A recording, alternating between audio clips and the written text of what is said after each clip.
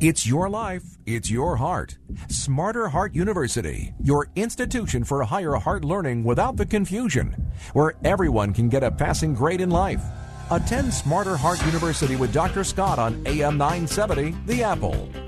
Good morning. This is your Smarter Heart University. Welcome to this week's edition. I'm your host, Dr. Scott. And along with my co-host and partner at Change of Heart Cardiology at the Jersey Shore, Dr. Robert Kaiser. Good morning, Bob. Good morning, Scott. Good to be back in the studio this week. Well, if you tuned in last week, and Bob was sure cold, and you patiently awaited for the first couple of minutes after the blustery wind died down a little bit, you were treated to an emotional tribute to the men and women survivors of heart disease and stroke. At the American Heart Association Shoreline Heart Walk in Long Branch, New Jersey. Bob was there live, along with Elaine, one of our patients and loyal listeners, and we had a great time. I urge you to listen to that show and all others on smarterheartuniversity.com, the main website. Take a moment to register, become a Facebook fan, even place a question for us to answer. Well, today's topic should bring a heated debate and surely provoke some of you to call us, 866-970-9622, 866-970-9622. The title of today's topic, We Sleep with the Fishes, all about the wonders and worries of fish oil supplementation. So let's dive in the water, shall we, Bob? Sure. Our popular question, as always, on Smarter Heart University is, which is better for me? Fish or fish oil capsules. What is fish oil? It's a beneficial substance that contains omega-3 fatty acids. These are one type of polyunsaturated fatty acids. I say one type because the other principal type is omega-6 fatty acids. These are usually the ones seen in our food supply, the Western food supply. They compete against each other like inside the human body, like angels and devils, or in this case, inflammation and anti-inflammation or anti-inflammatory. With the omega-3s being the latter, the anti-inflammatory ones. All of this competition literally occurs right down to the cellular level in what are called prostaglandins, via what are called prostaglandins. These are the chemical messengers. These signal either good or bad things to occur inside our bodies. So if you only consume the typical Western civilization diet of saturated foods, that's the meats, the cheeses, the butters, the whole milk dairies, the animal proteins, okay, you are rich. Your body is rich in omega-6 fatty acids. Your inflammation status is on red alert or DEFCON 1. You can appreciate that one there. If, on the other hand, you have a high diet consumption of omega-3 fatty acids, they displace these omega-6 fatty acids from your cells and you avoid nuclear detonation. All kidding aside, by the end of this segment, our goal is to show you that simply by consuming 2 fish meals a week, or the appropriate equivalent in supplementations, you can decrease we could decrease our cardiovascular disease in the United States significantly. And it's really that simple. It's a simple statement. Now, fatty acids are one of the most important energy sources in our body. They are stored as triglycerides, and they actually produce 2 times the energy than carbohydrates or protein does. All of the cells in your body have fatty acids. They are metabolized or broken down for energy, as we said. Now, enough of the Mr. Wizard science geek stuff. What about fish oil? We have been studying the relationship between diet and heart disease for nearly 100 years now. Saturated fats, bad association with the heart has actually now been known for about 60 years. And about 25 years ago, upon the study of Alaskan Eskimos having a very high fish intake, a very high fatty diet, having much less dying from heart disease, the race was on to further prove this association in the rest of the world. And that's how it all started with the Eskimos. Fish oil can affect a wide range of many, many conditions. It has been most studied in the heart and the blood.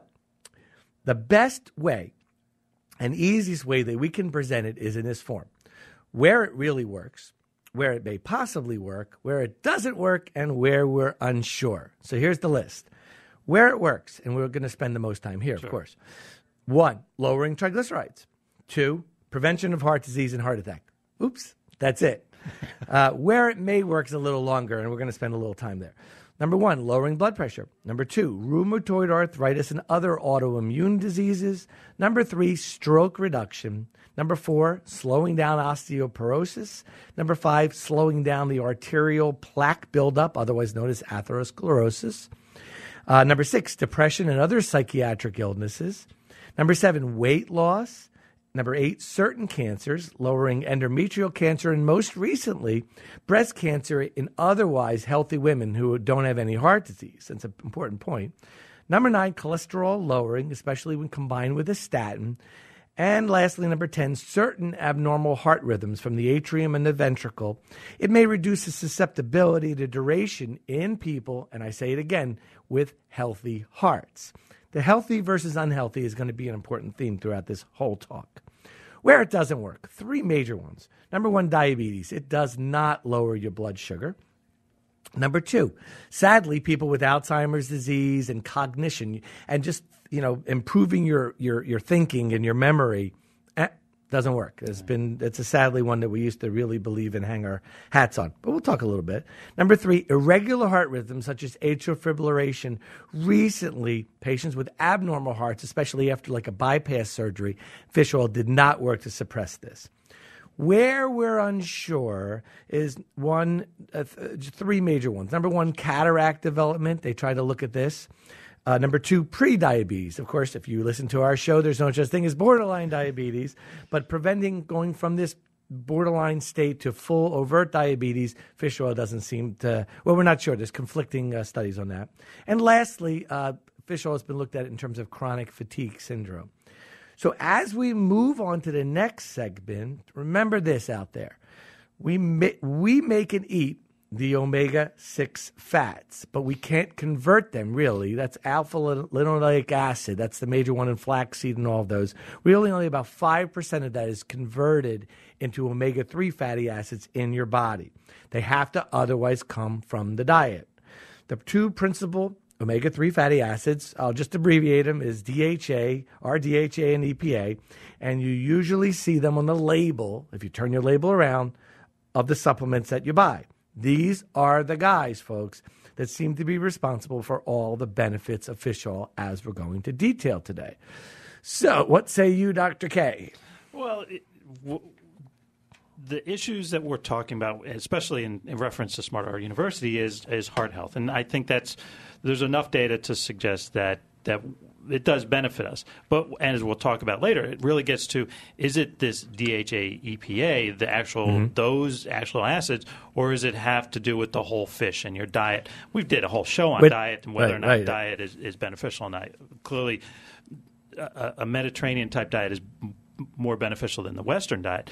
But whether or not the fish itself, and there's something more than just the fish oil in the fish that's giving us benefit, or is it, I'm just going to distill that down to the vital component of the DHA and the EPA.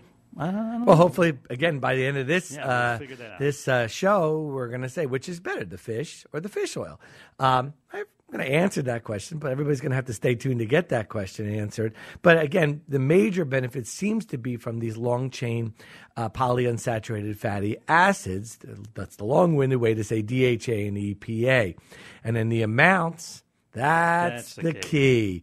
Folks, you're going to have to stay tuned and get your pencils out because we actually give you a great list of which fish has what at the end in our famous segment, What Can You Do About It?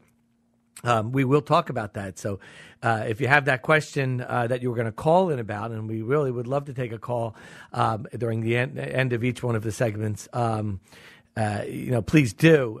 But we're going to hopefully answer all of those questions as we always try to do. But you're right. Diet, we talked about Mediterranean diet, fish being a large part of the Mediterranean diet. I was fortunate enough and asked to give at the Jersey Shore University Medical Center symposium to the nurses on Friday. We talked about the science behind the diets. And we, again, kind of a repeat of our If It Looks Good, Don't Eat It radio show. And again, I think I focused on that a lot. And I think there's also plenty of data that the fish oil, we'll talk about whether it helps or not, but there's enough data to suggest it doesn't hurt. Does not hurt. Does not hurt. Does it help? So we're going to be back. Here's a pop quiz. Several studies over the past 20 years have shown at least a 20, 30, or a 40% reduction in heart death in high-risk patients or patients already with heart disease. 20, 30, or 40% reduction in death. I'll say 30 this week. All right, Dr. K saying 30. We'll be right back on Smarter Heart University on AM 970, The Apple. More Dr. Scott and Smarter Heart University is on the way on AM 970, The Apple.